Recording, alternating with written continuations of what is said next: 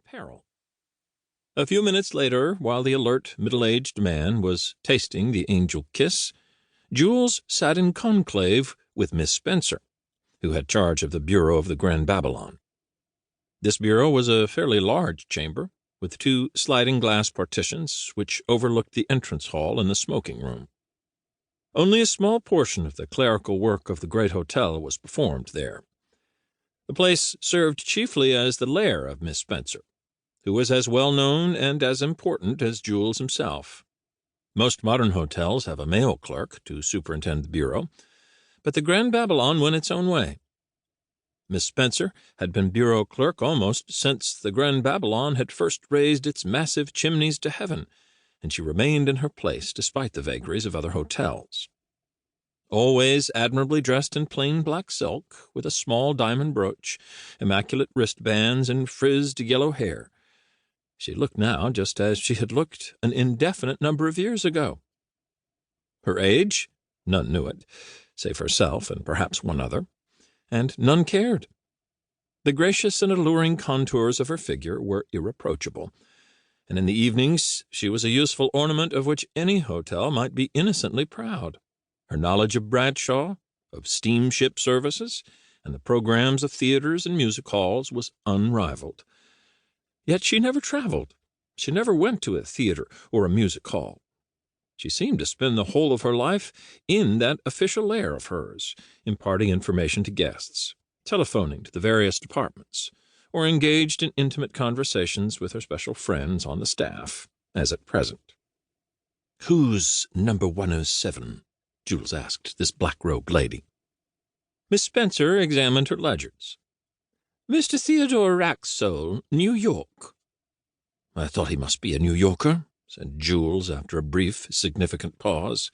"But he talks as good English as you or me. Says he wants an angel kiss, maraschino and cream, if you please, every night." "I'll see he doesn't stop here too long." Miss Spencer smiled grimly in response. The notion of referring to Theodore Racksole as a New Yorker appealed to her sense of humor, a sense in which she was not entirely deficient.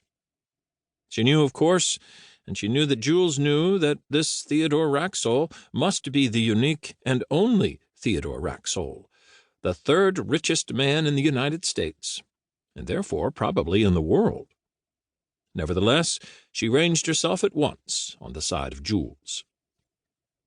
Just as there was only one Racksole, so there was only one Jules, and Miss Spencer instinctively shared the latter's indignation at the spectacle of any person whatsoever, millionaire or emperor, presuming to demand an angel kiss, that unrespectable concoction of maraschino and cream, within the precincts of the Grand Babylon. In the world of hotels, it was currently stated that, next to the proprietor, there were 3 gods at the Grand Babylon: Jules, the head waiter, Miss Spencer, and most powerful of all, Rocco, the renowned chef, who earned $2,000 a year and had a chalet on the Lake of Lucerne. All the great hotels in Northumberland Avenue and on the Thames Embankment had tried to get Rocco away from the Grand Babylon, but without success. Rocco was well aware that even he could rise no higher than the maître d'hôtel of the Grand Babylon, which, though it never advertised itself and didn't belong to a limited company, stood an easy first among the hotels of Europe. First in expensiveness, first in exclusiveness, first in that mysterious quality known as style. Situated on the embankment, the Grand Babylon, despite its noble proportions, was somewhat dwarfed by several colossal neighbors. It had but 350 rooms, whereas there are 2 hotels within a quarter of a mile, with 600 and 400 rooms, respectively. On the other hand, the Grand Babylon was the only hotel in London with a genuine separate entrance for royal visitors constantly in use. The Grand Babylon counted that day wasted on which it did not entertain, at the lowest, a German prince or the Maharaj of some Indian state.